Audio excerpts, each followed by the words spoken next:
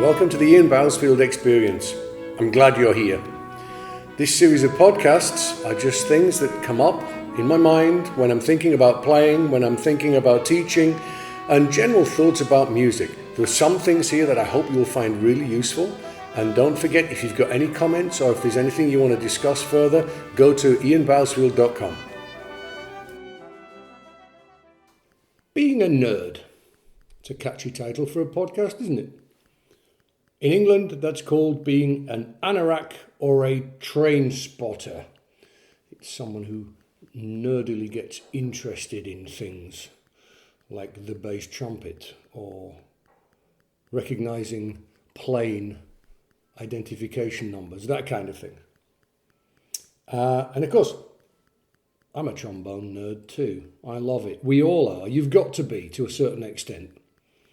Mouthpieces, equipment. Got a house full of them. Love it. And we all like the gadgets.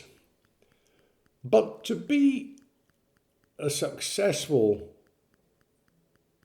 instrumentalist, it's not simply about being nerdy about equipment. It's about being nerdy about doing the simple things beautifully, perfectly. And I realize, of course, I do the exercises with my students. I do very, very simple, basic, the same things we all do. And I think my assumption that those students are then going to go home and obsessively work on perfection, because that's what I do. I think that assumption is a bit of a mistake sometimes. And of course I say, let's do the exercises, work on them, do it. And I don't think people realize the millions and millions of times that I will have played simple exercises to aim for perfection of articulation, perfection of sound, perfection of connection from one note to the next on the most simple and basic of exercises. Because one of my old sayings is, the better you are at playing one note, the more money you earn, which is a little bit extreme, but everything starts with one note.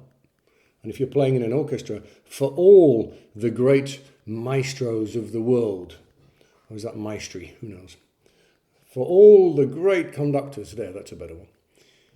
Talk about fantasy and expression and meaning in music. When they put their hand down, they want a note to go, ba.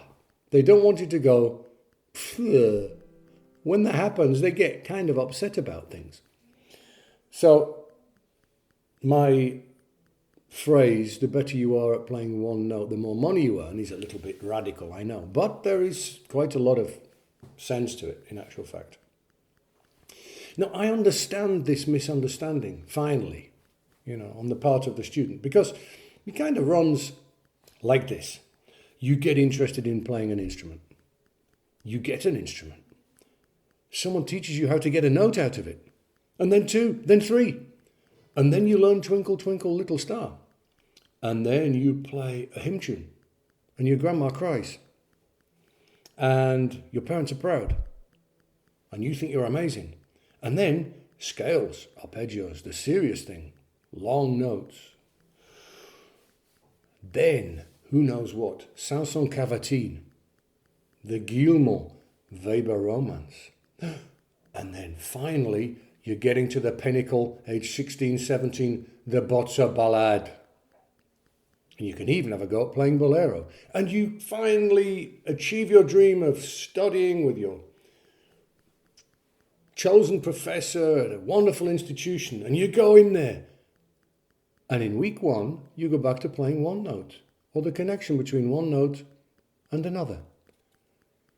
And part of you feels this is deeply humiliating.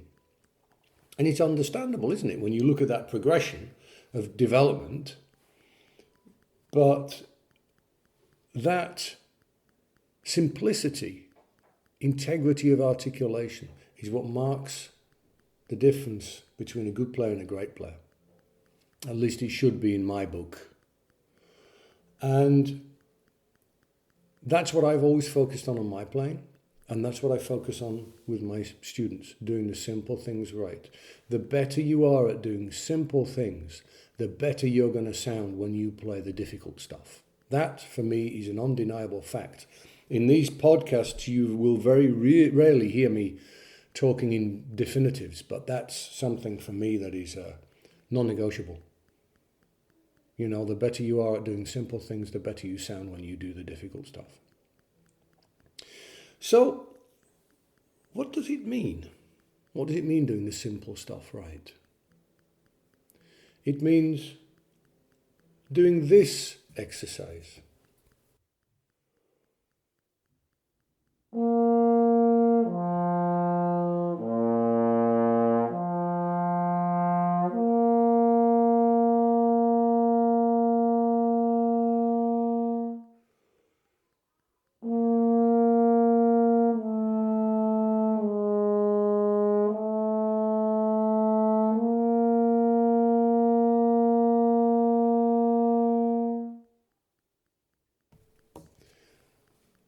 And this exercise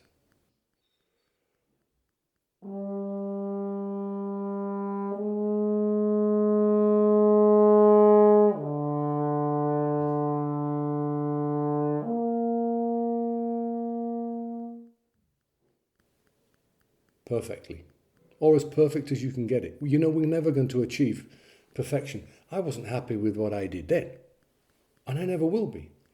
That's where we go to, as Rex Martin says, that's where we go to sharpen our tools every day. We're never gonna achieve perfection, but we can aim. And every day we go back and we try and make it more and more perfect. And to me, it's a little bit like doing a video game. You can't go on to level 2 until you've done level 1. There were so many days in Vienna particularly, that orchestra works really hard. You think, wow, I've got one day off there. I've got a day off. That day, I'm going to do 4 hours practice for the recitals that are coming up or the solo concert or whatever. And to my great frustration, I would have tried to play those exercises like that, and they really didn't meet my expectations. And I would spend most of the day just doing that. Because if I don't get past level 1, there's no point going to level 2. These are not things that we just do. We have to achieve something on them every day, and we can't fall below our own standards. So, yes, that's what I practice. That's my level 1. And other exercises like it, of course. I have some very good daily exercises in my book. There are lots of other ones, just simple stuff. And I think it's really important to realize, people, these are not warm-ups.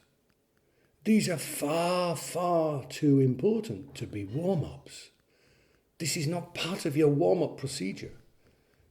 Aiming for perfection the minute you get the instrument out is a great thing, but I can never do it. I need at least a couple of minutes doing flexibilities and moving around before I do that. So that would not be the first thing I try to do every day. I would have a quick warm-up, do some mouthpiece practice, get ready, and then straight in. And it's the most I ever have to concentrate every day. So there you go. That's what I do, and that's what the best players do. Don't be scared to be a nerd.